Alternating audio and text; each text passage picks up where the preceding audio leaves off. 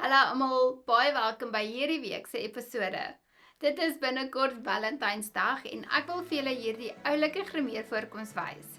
So kom ons begin. My onderlaag bronzer en wenkbroue is al reeds gedoen. So ek gaan begin met 'n bietjie concealer op my ooglid.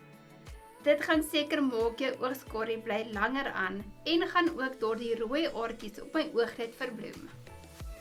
Daarna gaan ek hier die ligte pink kleur in die waai van my oë aanwend.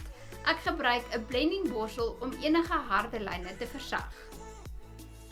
Nou kan ek 'n donkerder pink vat en dit net op die buitekant se hoekie van my oë aanwend. Moenie hoor as die waai van jou oog gaan nie. Gebruik jou blending borsel om enige lyne te versag. Ek gaan dieselfde donker pink kleur gebruik en dit onder my ooglid aanwend. Dit sal die hele ooggrimering bymekaar bring. In plaas van 'n shimmer wat ek altyd wil gebruik, gaan ek 'n ligte mat kleur by die binnekant se hoekie aanwend. En kyk hoe mooi wys die kontras van lig na donker. Die oogomlyner moet super dun wees, want ek wil nie baie van my oogskarie wegvat nie. Ek gebruik nog steeds my lig en druk aksie om die vloeibare oogomlyner aan te sit. En kyk hoe mooi raam dit my oë. Nou kan ons mascara aansit en ek gebruik die een want dit smeer nie deur die dag nie. Wiggle wiggle om jou wimpers op te tel sodat jou oë mooi oop kan lyk. Dit is tog Valentynsdag, so kom ons sit 'n valswimper op.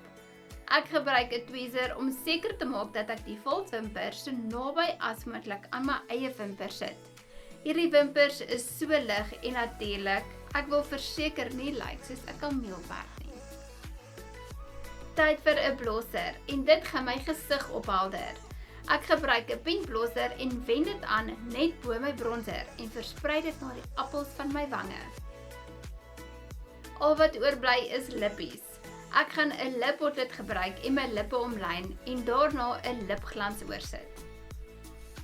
Jy hoef nie geld te spandeer hierdie Valentynsdag om iemand spesiaal te laat voel nie. 'n Goeie wenk is om 'n kombers op die gras neer te sit en julle aandete te geniet in die tuin, want dit is die klein dingetjies wat tel. Ek hoop julle het hierdie week se episode geniet saam met my. Vir meer raad en inspirasie gaan volg my gerus op Instagram en TikTok. Tot volgende week, totsiens.